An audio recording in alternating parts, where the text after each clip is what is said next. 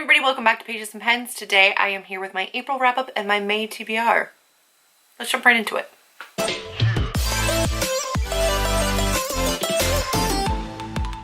I have not been filming TBRs this year because I don't ever know what I'm going to actually have time to read, but I'm going to try for May to at least let you know a tentative TBR.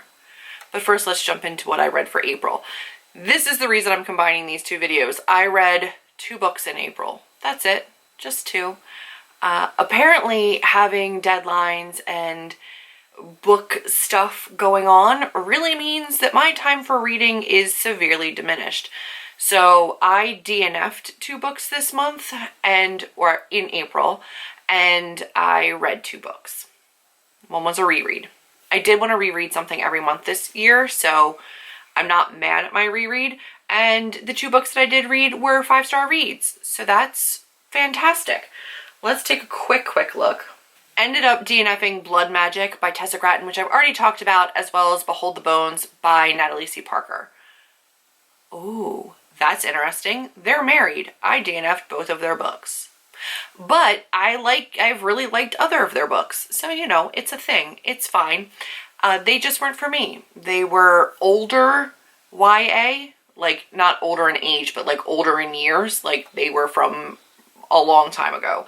And Tessa's didn't really age well, and Natalie's I realized I wasn't interested in anymore. So let's get to the books that I did read. I reread The Smell of Other People's Houses by Bonnie Sue Hitchcock. Excuse the birds. And if you did not know, Everyone Dies in a Small Town by Bonnie Sue Hitchcock is out now. I'm waiting for my copy to come in, but she has another book.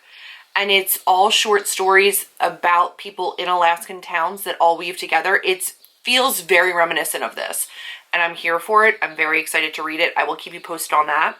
But this was a 5-star read. It was a reread for me, and the first time I read it, I wasn't annotating, so I did annotate this time. It's just a gorgeous story. It's a soft, quiet story about an Alaskan town and the people in it, and it's heartbreaking and tragic, but beautiful, and I really, really love it. That bird is going to get on my ever-loving. When I tell you they were silent till I started. Silent. A 5-star read, and I needed a 5-star read. And then I read People We Meet on Vacation by Emily Henry. I did have an e-arc of this, but then I got the Book of the Month version a month early, so I ended up reading it physically, which was great because I was able to tab and annotate it and really get deep in my feels with it. I started the ebook version, and then as soon as this came, I swapped over, and I really, really liked it. I went ahead and 5-starred it. It is completely different than Beach Read, but also still so cute. It's a lot less enemies to lovers and more friends to lovers to falling apart to coming back again. It's very second chancey. The witty banter in this is amazing. You know right where it's going from the beginning, but you're there for the ride anyway. Very, very cute. So my 2 reads for the month were 5-star reads. I was super dedicated to writing this month, so I really needed books that I knew I was going to love. And I did, which is great.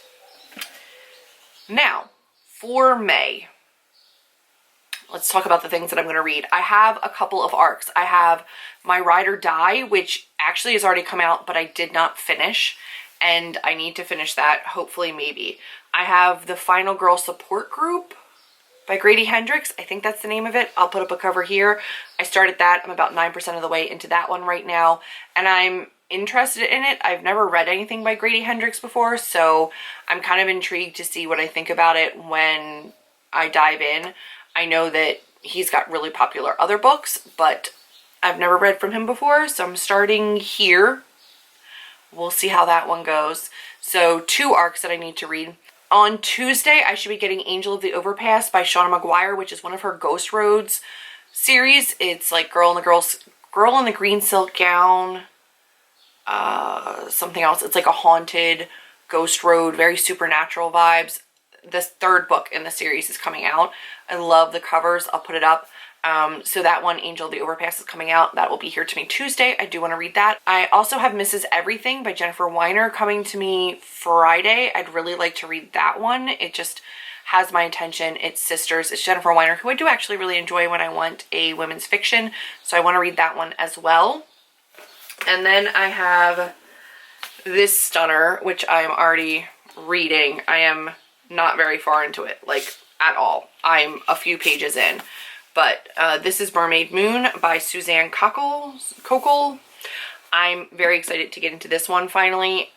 So far it has really beautiful writing. Again, 4 or 5 pages in, and I am really excited to just dive into this one. So a horror, a women's fiction, a fantasy about mermaids, and some arcs, another horror arc. We're gonna see how it all pans out. But that is also contingent upon how much time I have. In May, I have my second call with my editor this weekend, and then I get my book back and another round of edits, so I don't really know how much time I'm going to have to read. Do I want to get to all these things? Absolutely. Will I have time to? Your guess is as good as mine, but I hope to. So that's my wrap up and my tentative TBR. Again, all contingent upon how much time I have. Obviously, my first priority right now is the book and books in general, querying a book and then writing book 2 of the book that I'm publishing right now. I've got a lot going on. So reading really has taken a back seat to a lot of the things that I need to do on the writing front, which doesn't always make for the most compelling booktube content. However, I promise I have not forgotten about it. I want to be here making booktube content. I'm still really enjoying reading when I have time to read. However, I need to prioritize some other things before reading right now, which I know you guys all understand. Thank you for all of the love on my cover and title reveal. I'm so happy that you guys like A Curse on Ash, that you like the cover, and I promise as soon as I have any kind of release date, pre-order dates, anything like that, I will have those for you ASAP. I just don't have them yet. I believe it's one of the next stages in the process after I get done this next round of edits, and then we can more accurately gauge exactly when everything will come together. So that's going to be it for this one. I appreciate you. Thank you for your patience. Thank you for your understanding and your support as I publish A Curse on Ash and I move forward with my writing career. It is amazing to know that you're here behind me, whether or not I am reading a ton every month or not. Your support really does mean the world to me. So thank you so, so much. If you've read Emily Henry, let me know your thoughts down below. If you haven't, you really need to. Leave me a beachy emoji down below for people we meet on vacation if you've made it this far in the video. If you liked it, do give me a big thumbs up, click subscribe, and I'll see all of you in my next video. Bye, friends.